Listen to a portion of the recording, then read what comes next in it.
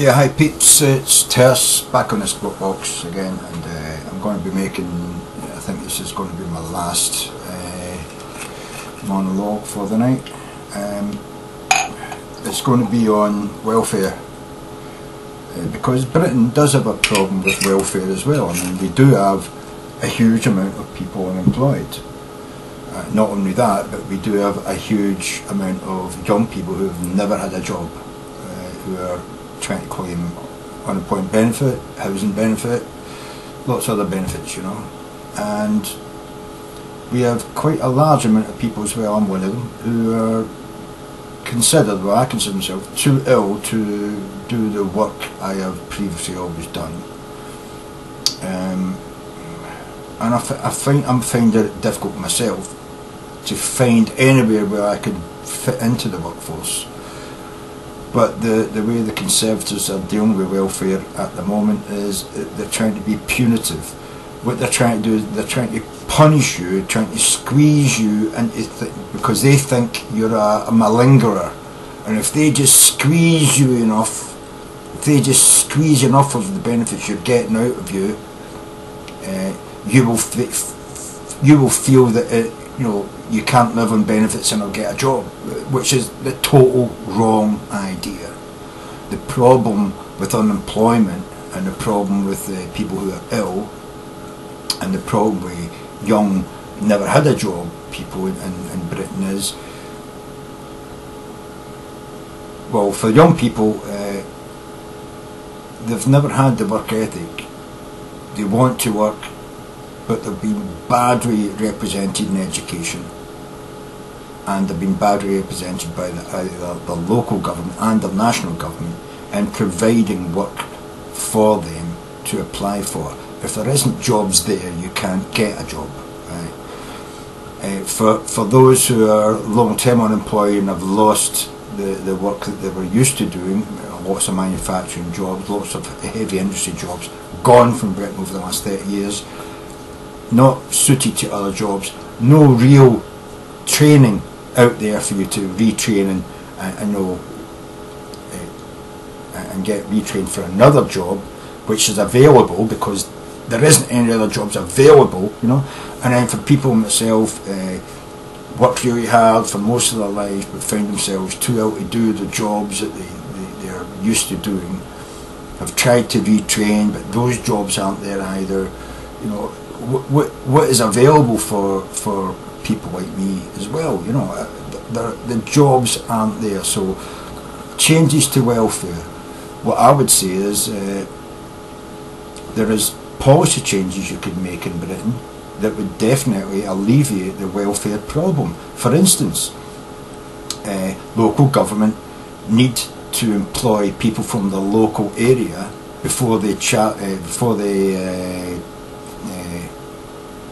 interview people from outside their area. They need to employ some of the people from the unemployment list in their area for jobs that can be done by semi-skilled or unskilled workers. I don't see the point in allowing someone from Poland to come all the way from Poland to Scotland, or all the way from Poland to, you know, Manchester, to take a job in a local, you know, government job, filing or typing, you know, that sort of thing, you know, when there would be someone in your local area who's unemployed who could do that job and get them out of benefits.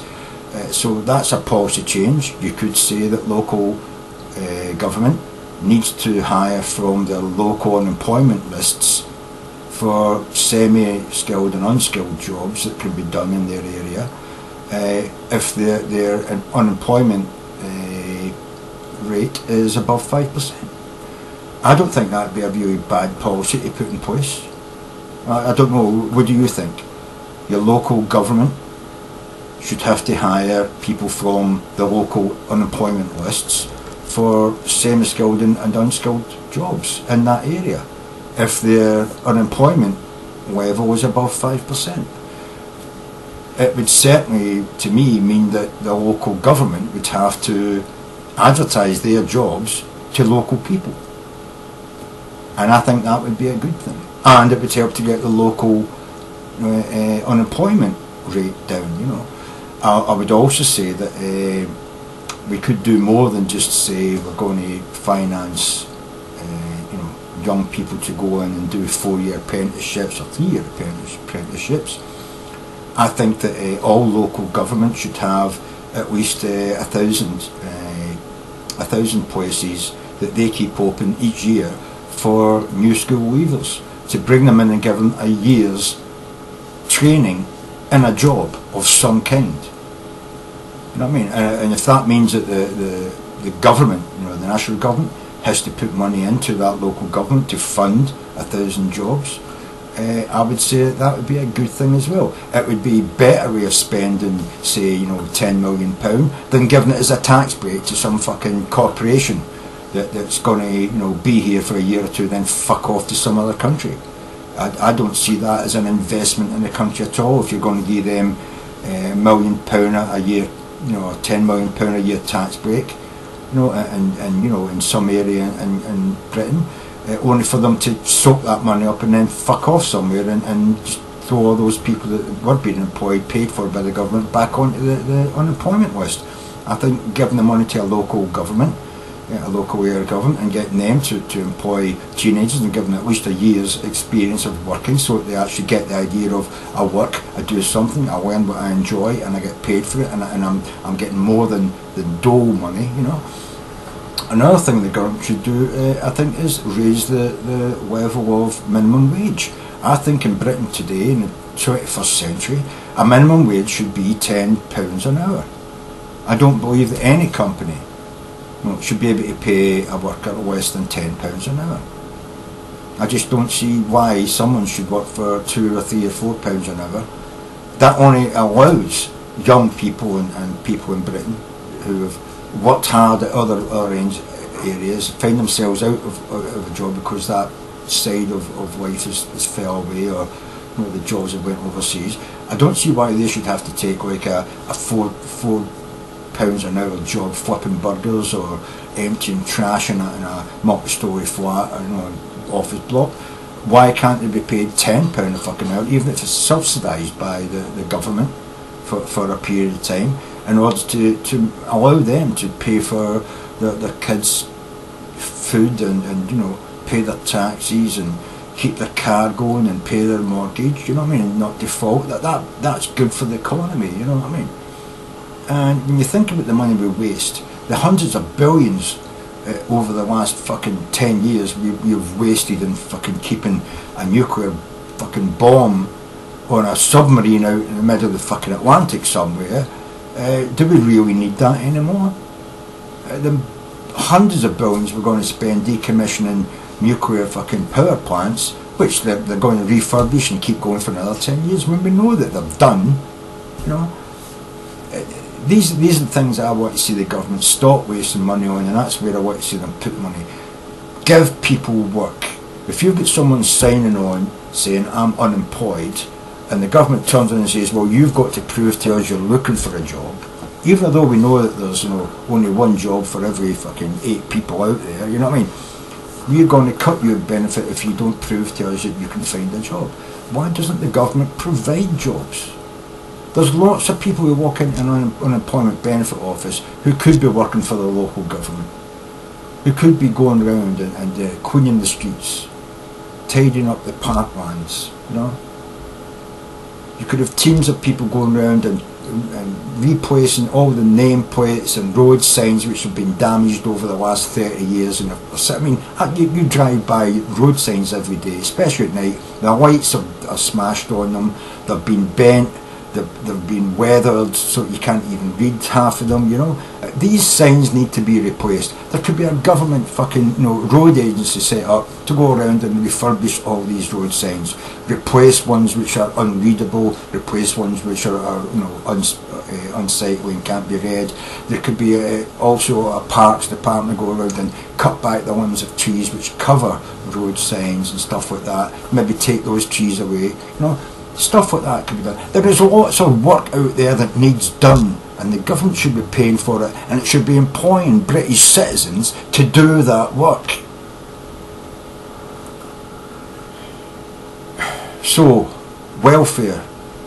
It could be reformed, yes. And I understand that a lot of the Conservatives don't see the point of a 17-year-old kid leaving school. He's never paid into welfare, but he's going to get welfare benefits for the next 10 years until he's so, in his own mind set in the ways of not working that he's hard to employ now because he's never had a job.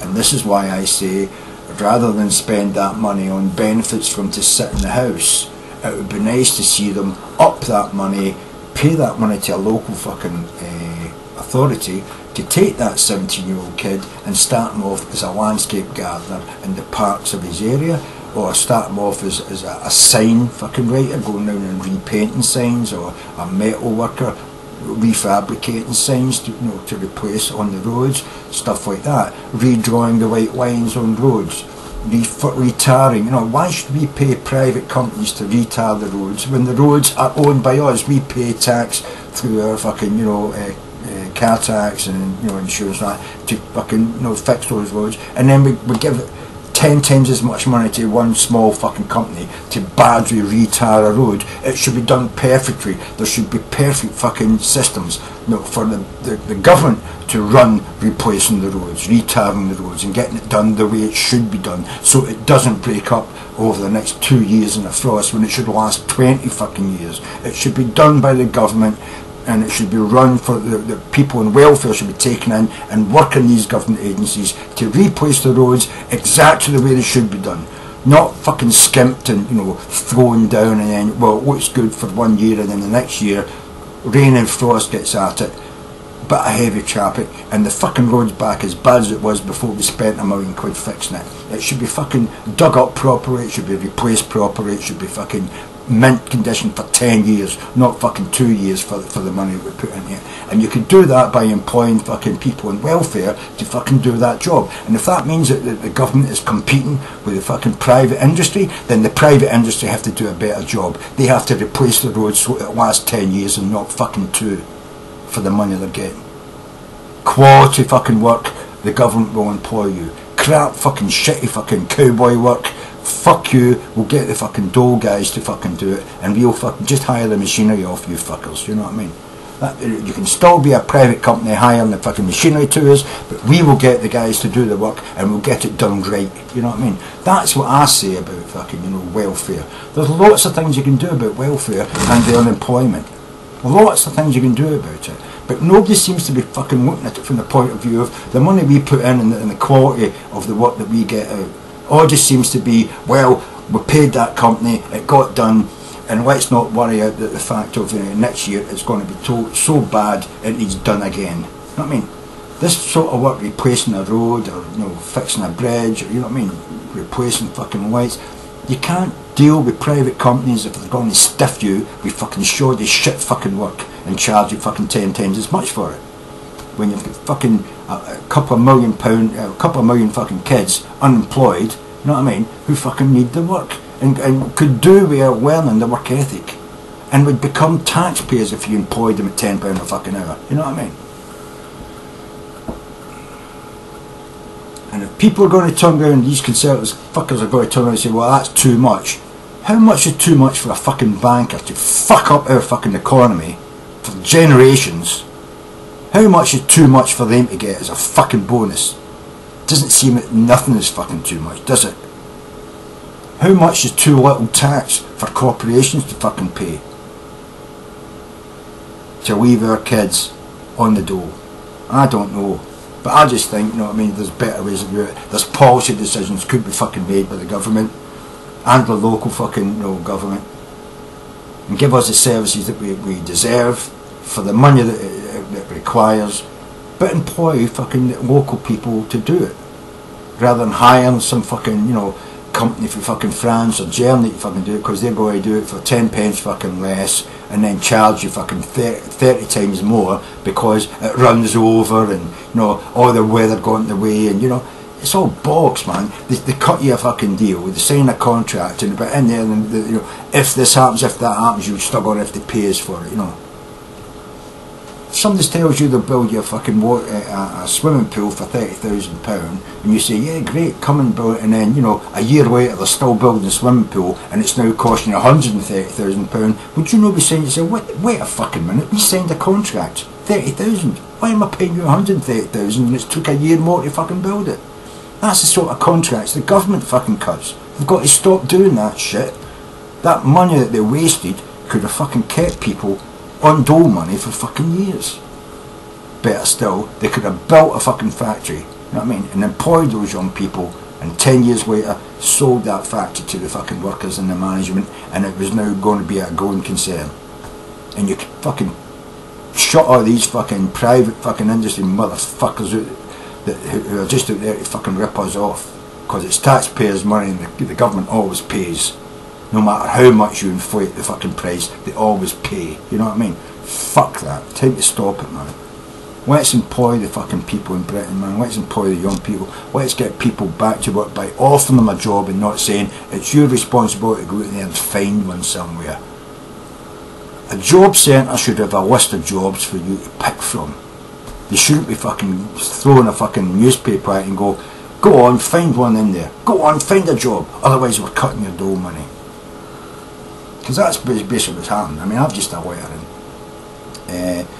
I'm now, because they've changed the way they pay sickness benefit, I'm on a different benefit. It's not sickness benefit, it's a different benefit. And this is, I've got to conform with any request from the job centre that I've got to go to either training or job training or job seekers training, and if I ever fail in any of these things that they ask me to do, my extra money that I get for being sick is going to be cut and I'll be down to just the minimum unemployment benefit. And I'm thinking, I'm 51, man, I've worked fucking 30 fucking years paying money into the unemployment fucking, and now they're going to turn around and say, we've changed the rules on you, and if you don't jump through this hoop and dance around that table the way we want you to, we're going to cut your money. And it's like, what the fuck, you know what I mean? It's my fucking money, I gave it to you to look after for me, or well, to pay somebody that was unemployed at the time, and now I'm unemployed, I want the money back, you know? But that's not, I've got to dance through hoops and fucking stand on my head and, I don't know, when to write with my toes or some fucking thing, or they'll cut my money, you know what I mean? And they're cutting my housing benefit as well. Apparently, was it something about my housing benefit's going to change, and it might be that because I've got more rooms than I use.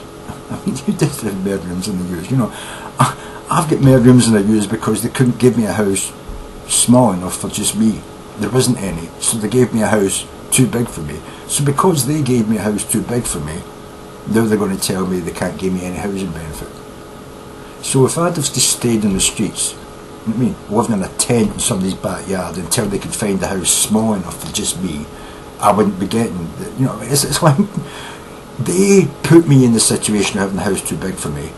Now they're turning around and saying, your house is too big for you, so we're not giving you any housing benefit. And it's like, what the fuck? I didn't ask for a big house too big for me, I asked you for a house and you says, well, here's one. And I couldn't refuse it, or you would say, well, we only offer you that house, you've refused it, well, we're not going to offer you any more houses. So I had to take it, but now I've taken it, now it's my fault I've got a house too big for me. This doesn't make any sense. It doesn't make any fucking sense, man. Fucking crazy. And the welfare's crazy, you know what I mean? Fucking local government should be employing people who are unemployed in their area to do the jobs that local government needs done. That would reduce the fucking unemployment list in their area, and if every local government did that, the whole of Britain would reduce its fucking unemployment list, you know what I mean? Anyway, swine you fucking bad motherfuckers.